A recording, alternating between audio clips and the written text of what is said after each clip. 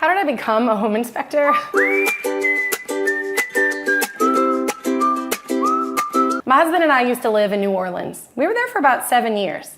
And while I was there, I ran into a person that owned a home inspection company. And it was before I'd ever even purchased my first house. And HTV wasn't really a thing back in 2010. So I wasn't aware of what home inspection even was or why someone would get one. But my background, my education, was around how a house was built, or how a building was built for that matter. And I really love to be able to communicate ideas or concepts or the function of something to another person in a way that they could understand. I went to Ferris State University, and their facility management program at the time was one of the top in the country. And I got to understand the function of plumbing in a building and electric in a building, how an HVAC system works, proper ventilation, insulation.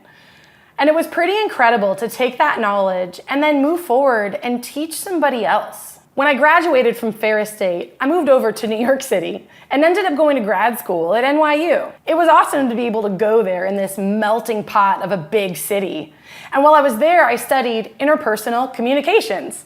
Why not? When you're surrounded with so many people that come from so many different walks of life, and understanding that one of the most important things that a human can do is properly communicate with another human, it was a pretty great place to learn communication skills. When my husband and I eventually landed in New Orleans and I ran into someone that owned a home inspection company, I was really interested in understanding how to communicate the function of a house to someone who's about to buy it. And it was a pretty cool city to live in and also learn how to be a home inspector. The city of New Orleans is at least 300 years old.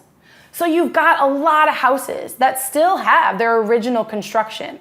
Houses that are literally built using tree trunks. It was a great place to understand the proper function of a crawl space and how it needs to be properly supported. It was a great city to understand old electricity and what necessary updates need to be done for modern electric needs. It was also a phenomenal place to understand the function of an attic and proper ventilation. So when my husband and I decided to come back to the Midwest and raise our own family where we grew up, it was only natural that I started a business. And as a pretty great inspector, I started to get really busy. And so to bring other home inspectors onto my team and more home inspectors onto my team, we eventually got to the point where we were doing a really great job for our real estate agents and our clients. And eventually I realized I just owned a business. Fortunately, my husband is really great at coaching business owners. So I called him in to teach me how to run this thing like an actual company with a good team and good processes and great training and great outward education.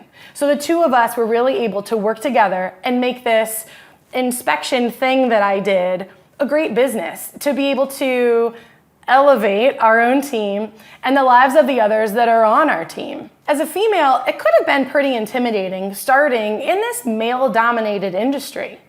But one of the things I loved is being able to go into a house and speak to someone with care and candor and just teach them about the things in their home. Home inspection was never a thing where I felt like I had to walk into the house and prove myself or prove my knowledge.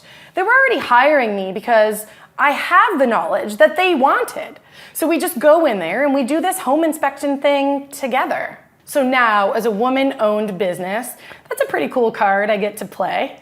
But it's also being the tip of the spear to where when we're out there in the community offering home inspections or offering our home advocate services, I know that anyone I talk with understands that I'm gonna go back to my team and spread the valuable information, whether it be corrective criticism or things that we're doing in a really good way to continue that consistency in exceptional customer service, which is really the whole basis of what we do and what we want to provide in the real estate community. I'll tell you, one of my most favorite things throughout the years of being a home inspector was going into the house and having the retired engineer or the dad for the first-time home buyer come up and look at me with those wide eyes and their own tape measure and their own notepad, expecting to have your typical television home inspector walk up, and really you get this girl with a ponytail.